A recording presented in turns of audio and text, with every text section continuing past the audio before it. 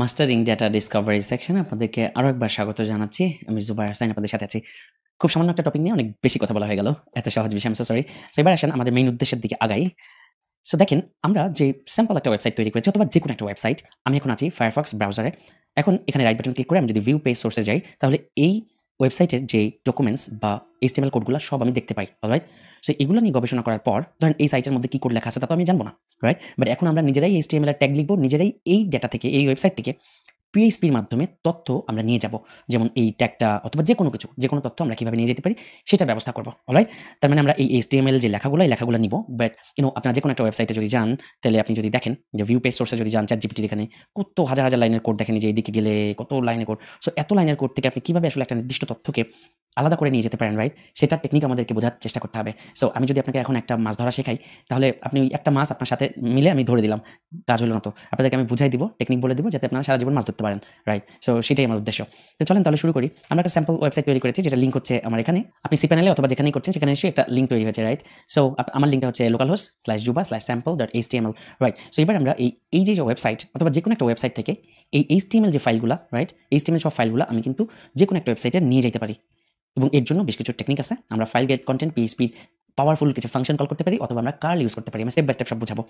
But আমাদের আসলে এই ওয়েবসাইটের ডকুমেন্টেশন বা ওয়েবসাইটের যে কোড, সেই কোডগুলা সব যদি আমার কাছে চলে আসে, এটা কিন্তু কাজ কেবল শুরু, শেষ না। কাজ মাত্র শুরু হলো। কারণ যেকোনো একটা ওয়েবসাইটের সব কোডিং তো আসলে এই যে আমি ফায়ারফক্সে রাইট বাটন ক্লিক করে ইনস্পেক্ট করলেই দেখতে পাই। এই যে ইনস্পেক্ট করলেই দেখতে পাই। যেমন ধরেন যে আমি অসাম ডেভেলপার, এটা এই ট্যাগের মধ্যে আছে, রাইট? এই কোডগুলো দেখা যায়, এটা ব্রাউজারে দেখা যায়। সো এই কোডগুলো পেলে তো হলো না, আমার এই কোডগুলো থেকে নির্দিষ্ট ভ্যালুকে আলাদা করতে পারতে হবে। আর তার জন্য আমরা PHP পাওয়ারফুল লাইব্রেরি ইউজ করবো। লাইব্রেরিটার নাম হচ্ছে PHP DOM, মনে থাকবে, PHP DOM। PHP DOM এই লাইব্রেরির মাধ্যমে আমরা DOM ডকুমেন্ট তৈরি করব।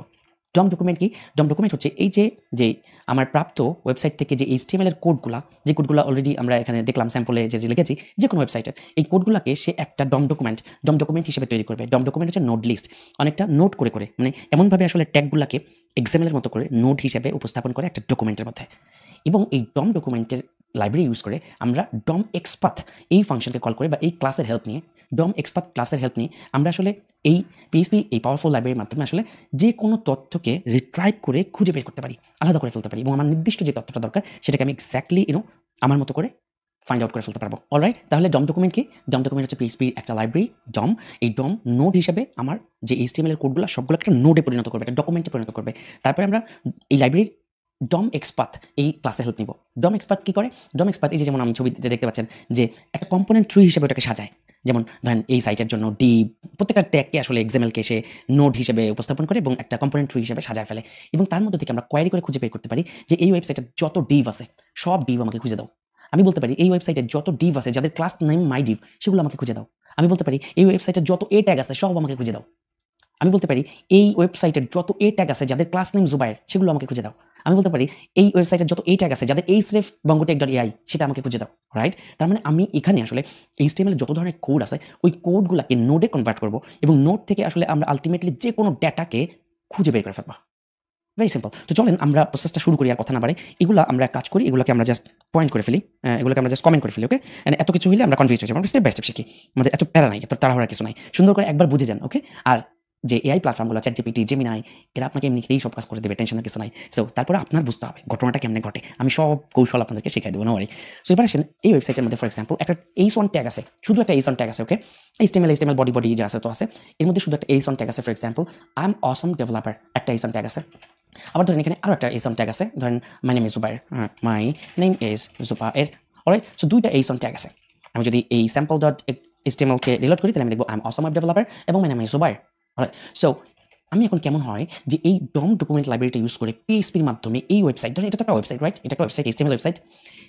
এই ওয়েবসাইট থেকে যত কোড আছে সেই কোডগুলোকে আমরা নিয়ে আমরা PHP DOM ডকুমেন্টে কনভার্ট করব।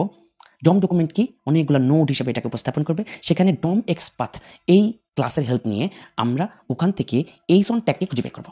h1 ট্যাগ, যত h1 ট্যাগ আছে। এখন আমার এখানে দুইটা h1 ট্যাগ আছে, একটা h1 ট্যাগের মধ্যে আই এম অসম ডেভেলপার, আর একটা my name is Zubair. So এই দুইটাকে খুঁজে বের করা এখন আমার কাজ। চলেন তাহলে শুরু করি।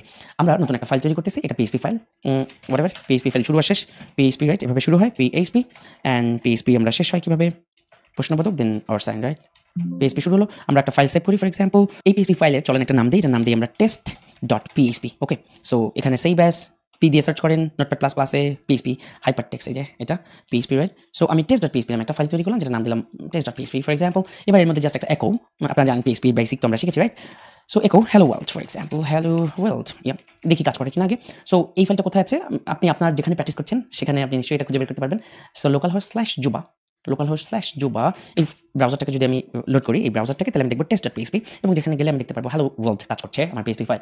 নাও আমাদের প্রথম উদ্দেশ্যটা কি, এই ওয়েবসাইট sample.html localhost/juba/sample.html অথবা আপনার যে ইউআরএল বা লিঙ্ক রাইট, এই লিঙ্কটাকে হিট করে এখান থেকে সব HTML কোডগুলো বের করে ফেলা, এটা হচ্ছে আমাদের প্রথম কাজ।